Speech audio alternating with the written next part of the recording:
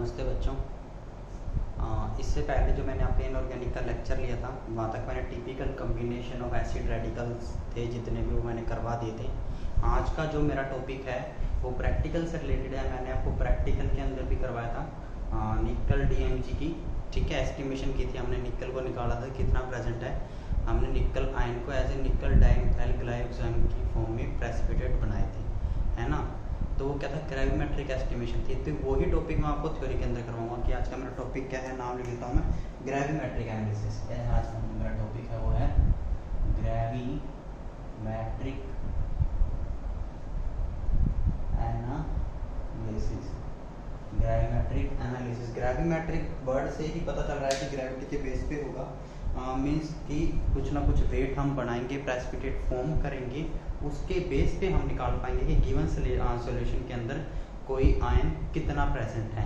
देखो अभी तक जो अपन ने क्वालिटेटिव और क्वालिटेटिव जो की है उसमें क्या किया है, हमने सिर्फ पहचाना है कि हमारे पास जो गिवन मिक्सचर है उसके अंदर कौन से एसिड रेडिकल हैं, कौन से बेसिक रेडिकल हैं, कि बैरियम है या स्ट्रोंटियम है या कैल्शियम है या अमोनियम है, या फिर एसिड रेडिकल की बात करें सल्फेट है, कार्बोनेट है, ठीक है ना। तो इस तरह से सिर्फ अपन ने पहचाना है उनको, उनकी क्वालिटी देखी है। लेकिन अब क्या है, उनको मेजर करेंगे उनका वेट कि गिवन मिक्सचर में क्लोराइड कितना प्रेजेंट है, सल्फेट आयन कितना प्रेजेंट है ना, या निकेल कितना प्रेजेंट है, बैरियम कितना प्रेजेंट है। तो उसको क्वांटिटी की फॉर्म में मेजर करने के लिए हम क्या करते हैं, ग्रेविमेट्रिक एस्टिमेशन करते होती हैं। इसके अंदर होता क्या है, मान लो कि मेरे पास क्या है, क्लोराइड आयन का सॉल्यूशन है। क्या है मेरे पास, क्लोराइड आयन का क्या है, सैंपल है। सैंपल क्या है, सॉल्यूशन है, सैंपल का सॉल्यूशन है, ठीक है। मैंने मान लिया उसका वेट कितना है, W ग्राम। मीन्स जो मेरे पास मेरे को मिक्सचर मिला उसके अंदर फॉर एग्जांपल सोडियम क्लोराइड था, उसके अंदर कितना प्रेजेंट है क्लोराइड आयन, मैंने मान लिया W ग्राम मेरे पास गिवन मिक्सचर है, ठीक है। फिर मैंने क्या किया, इसके अंदर मैंने क्या डाल दिया, सिल्वर नाइट्रेट का सॉल्यूशन डाल दिया। सिल्वर नाइट्रेट का सॉल्यूशन डालते ही किसके प्रेसिपिटेट बनेंगे, AgCl के भी आपको भी पता है किसके बनेंगे, सिल्वर क्लोराइड के। अच्छा एक और बात, अब देखो सिल्वर क्लोराइड, सिल्वर का जो मॉलिक्यूलर वेट है वो कितना होता है 108, क्लोराइड का कितना होता है 35.5। तो कितना हो गया ये 108 प्लस का 35 143.5। मीन्स जो AgCl का, पूरे AgCl का मॉलिक्यूलर वेट बनेगा कितना बनेगा 143.5 या फिर 143.5। इसके अंदर कितने Cl प्रेजेंट है, कितने क्लोराइड प्रेजेंट है, Cl नेगेटिव कितने 35.5 ग्राम।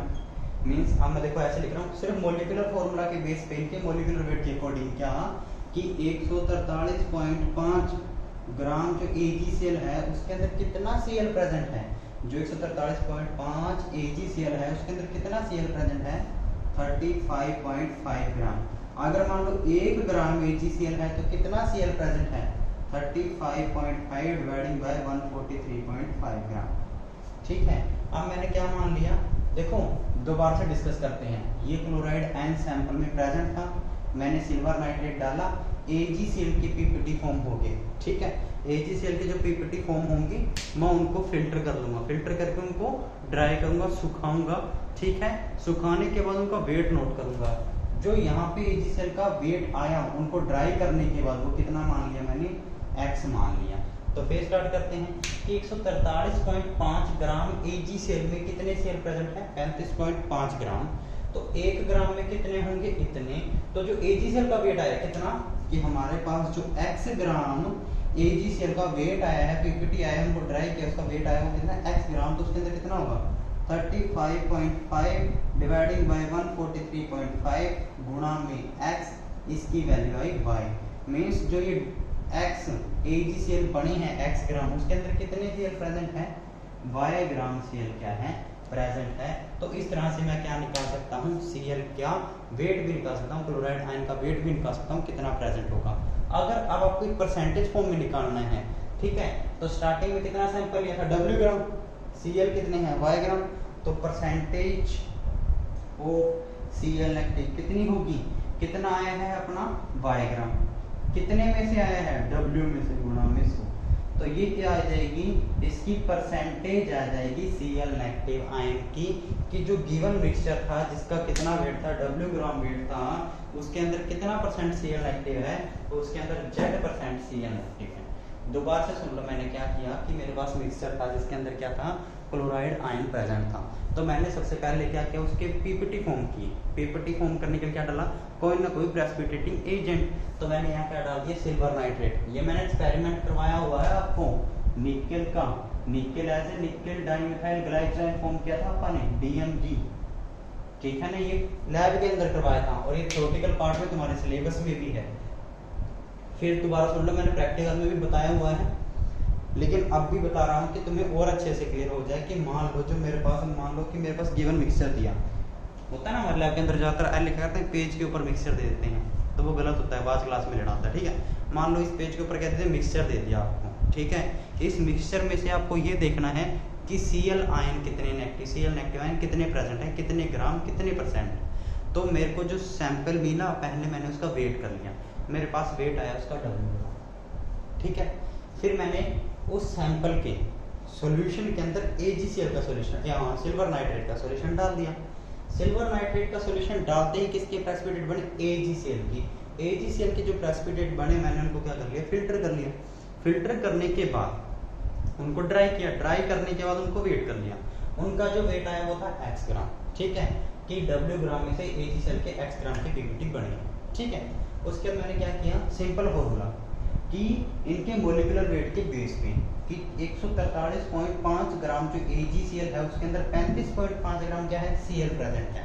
ये सिंपल मोलिकुलर वेट है। अगर 1 होगा तो ये x जो मेरे पास वेट आया उसके अंदर कितना होगा, y ग्राम। परसेंटेज निकालने हैं तो y ग्राम मेरा AgCl में से x AgCl में से y ग्राम मेरे पास Cl नेगेटिव है, टोटल W था, परसेंटेज में निकाल दूंगा। तो इस तरह से क्या कर सकता हूँ मैं, इन फॉर्म ऑफ क्वांटिटी भी मेजर कर सकता हूँ कि आयन कितने प्रेजेंट होंगे। क्वालिटेटिव तो अपन ने कर भी लिया था ना पीछे, अभी मैं क्वालिटेटिव तो करवा के हटा हूँ। अब क्या कर रहे हैं, आप क्वांटिटी की बेस पे भी कर सकते हैं। तो अपन क्या कर सकते हैं, क्वालिटेटिव प्लस क्वांटिटेटिव, जो अपना एस्टिमेशन चल रही थी, इनऑर्गेनिक एनालिसिस चल रही थी, वो मैं आपको करवा रहा था, वो इस बेस पे है कि क्वालिटी हमने पहचानी किस पे, हमने उनके प्रेसिपिटेट बनाए, कलर देखा और हमने पहचाना कि इनके अंदर ये रेडिकल प्रेजेंट है, अब हम उनका वेट भी निकाल सकते हैं, ठीक है। तो ये हमारा क्या है, ग्रेविमेट्रिक एनालिसिस या फिर ग्रेविमेट्री, सिंपल इसको बोल भी सकते हैं।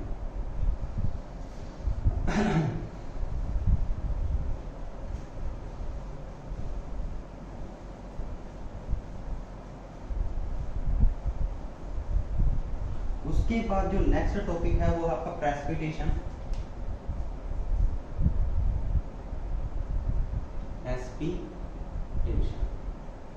प्रेसिपिटेशन, ध्यान से सुनना है। देखो हमने क्या किया, क्वालिटेटिव एंड क्वांटिटेटिव। क्वालिटेटिव में मैंने आपको एसिडिक रेडिकल, बेसिक रेडिकल, उनके सबके टेस्ट करवाए थे, उनको पहचानना बताया था। हम पहचानते थे कि अगर येलो कलर के प्रेसिपिटेट बने हैं तो किसके बने होंगे, कैडमियम सल्फाइड के। उसके अंदर क्या प्रेजेंट होगा, एसिडिक रेडिकल की बात करें तो सल्फाइड, बेसिक रेडिकल की बात करें तो कैडमियम, ठीक है। मीन्स हम उनके पीपीटी की बेस पे पहचानते थे कि उनके कलर क्या, उनके पीपीटी किस कलर के बने हैं, मीन्स पीपीटी प्रेसिपिटेट बनते थे। इसी तरह अभी मैंने ग्रेविमेट्रिक एस्टिमेशन करवाई, वो भी किस बेस पे, पीपीटी बनाए कि प्रेसिपिटेट बनाए, उनका वेट क्या, मीन्स प्रेसिपिटेशन इंपॉर्टेंट है, होता क्या है। तो प्रेसिपिटेशन होता क्या है कि कोई कंपाउंड जो सोल्यूबल कंपाउंड है, सोल्यूबल कंपाउंड है, उसको कोई प्रेसिपिटेटिंग एजेंट डाल के किसमें चेंज करना, इनसोल्यूबल कंपाउंड में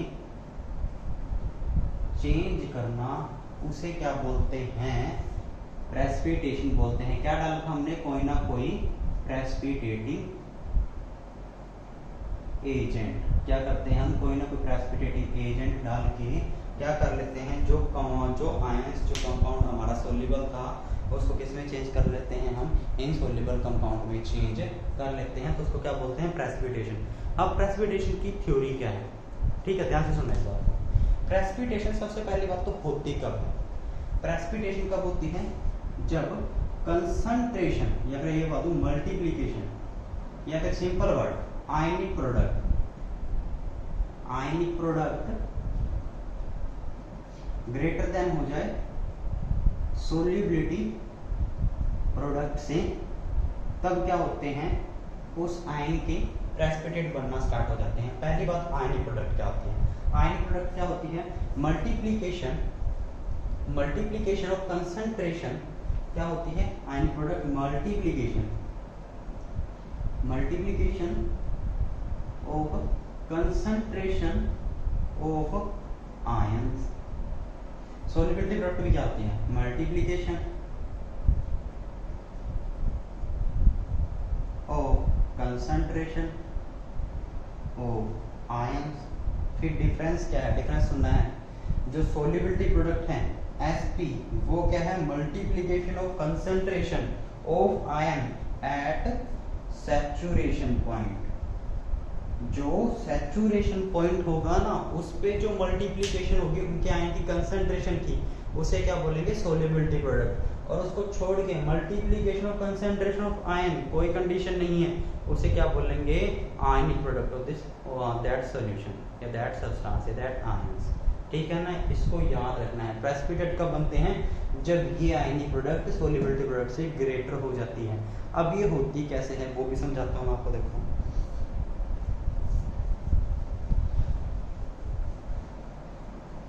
मान लो मेरे पास सॉल्यूशन है जो किसका है? सल्फेट आयंस का क्या है? सॉल्यूशन है सल्फेट आयन का। ठीक है, इसमें से मेरे को सल्फेट आयन बाहर निकालने। कैसे निकालूंगा? इनके पीपीटी फॉर्म करके। ठीक है, इसके पीपीटी कैसे फॉर्म करूंगा? सल्फेट आयन का जो सॉल्यूशन है उसके अंदर क्या डाल दूं मैं? बैरियम क्लोराइड डाल, BaCl2। बैरियम क्लोराइड डालूंगा तो प्रेसिपिटेट फॉर्म हो जाएंगे बैरियम सल्फेट के। जो बैरियम सल्फेट के पीपीटी फॉर्म होंगे, ठीक है, वो क्यों फॉर्म होंगे? पहले तो ये सुनो, बैरियम क्लोराइड डालने से क्या होगा? कॉमन आयन नहीं बोलेंगे हम इसको, क्या बोलेंगे? बैरियम क्लोराइड डालने से आयन की कंसंट्रेशन इंक्रीज हो जाएगी। फॉर एग्जांपल देखो, बैरियम क्लोराइड डाला, प्रेसिपिटेट किसकी हमने? बैरियम सल्फेट की। सल्फेट तो जितना यहाँ था उतना ही सॉल्यूशन के अंदर था। ठीक है, आयनिक प्रोडक्ट कैसे होगी? Ba2 पॉजिटिव की मल्टीप्लिकेशन और SO2 नेगेटिव की मल्टीप्लिकेशन, यही होगी ना आयनिक प्रोडक्ट। इन दोनों के आयन की कंसंट्रेशन की मल्टीप्लिकेशन। सल्फेट आयन तो दोनों में सेम था, लेकिन बैरियम क्लोराइड डालते ही बैरियम की कंसंट्रेशन मैंने क्या कर दी? इंक्रीज कर दी। पॉजिटिव आयन की कंसंट्रेशन क्या कर दी? इंक्रीज कर दी। पॉजिटिव आयन की कंसंट्रेशन इंक्रीज करते ही एक फैक्टर इंक्रीज कर लो, दोनों की मल्टीप्लिकेशन का जो फैक्टर है वो भी क्या हो जाएगा? इंक्रीज। मींस आयनिक प्रोडक्ट क्या होने लग जाएगी? इंक्रीज होने लग जाएगी। और जब आयनिक प्रोडक्ट जो हमारी सोल्युबिलिटी प्रोडक्ट है उसको क्या कर जाएगी? एक्सीड कर जाएगी, उससे ग्रेटर हो जाएगी, तब क्या फॉर्म हो जाएंगे? हमारी बैरियम सल्फेट के प्रेसिपिटेट फॉर्म हो जाएंगे। तो प्रेसिपिटेशन होती क्या है वो भी मैंने बताई, किस बेस पे होती है, क्यों होती है वो भी मैंने समझा दी है। सिंपल बच्चे बोलते हैं ionic product greater than solubility product, पर मतलब क्या है? सोल्युबिलिटी प्रोडक्ट कब होती है? होती सेम है, multiplication of concentration of ions. कब? बट सैचुरेशन पॉइंट पे। आयनिक प्रोडक्ट का कोई कंडीशन नहीं है। एक्सीड कैसे होती है? मैं कोई प्रेसिपिटेटिंग एजेंट डालता हूँ, प्रेसिपिटेटिंग एजेंट डालते ही देखो नेगेटिव आयन तो सेम था, पॉजिटिव आयन दे रहा हूं मैं, उसकी कंसंट्रेशन इंक्रीज कर रहा हूं। कंसंट्रेशन इंक्रीज करूंगा तो आयनिक प्रोडक्ट भी इंक्रीज होगी, और जैसे ही आयनिक प्रोडक्ट सोल्युबिलिटी प्रोडक्ट से ज्यादा हो जाएगी, उसको पार कर जाएगी, उसको एक्सीड कर जाएगी, तो हमारे जो सल्फेट आयन के प्रेसिपिटेट बनना as a barium sulphate start हो जाएंगे।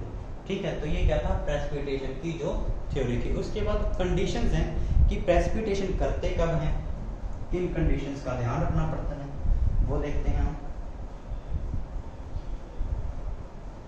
देखो, कॉमन सेंस की बात है कि सॉल्यूशन का टेम्परेचर जितना ज्यादा होगा सोल्यूबिलिटी प्रोडक्ट उतनी ज्यादा होगी, मींस उतना ज्यादा सोल्यूबल होता जाएगा। तो मेरे को जब भी प्रेसिपिटेशन करनी है, प्रेसिपिटेट बनाने हैं, तो किसके अंदर करूं? प्रेसिपिटेशन किसके अंदर करूं? हमेशा ही प्रेसिपिटेशन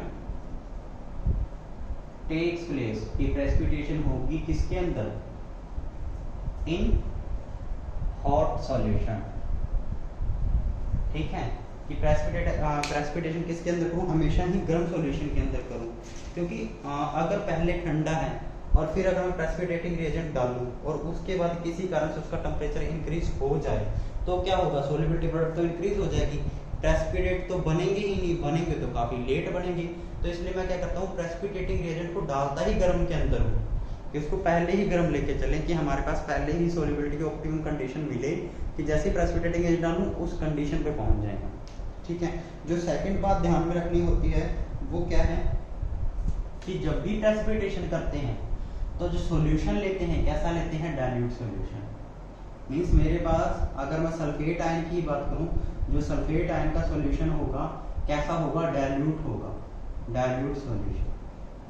ठीक है, अब सॉल्यूशन डाइल्यूट है, डाइल्यूट सॉल्यूशन के अंदर जैसे ही प्रेसिपिटेटिंग एजेंट डालूंगा, प्रेसिपिटेटिंग एजेंट डालते ही तो देखो प्रेसिपिटेटिंग एजेंट डालने से होगा क्या कि प्रेसिपिटेटिंग एजेंट डाल रहा हूं तो कोई ना कोई आयन इंक्रीज कर रहा हूं, तो वो तो सोल्युबिलिटी प्रोडक्ट में भी आयन इंक्रीज होगा।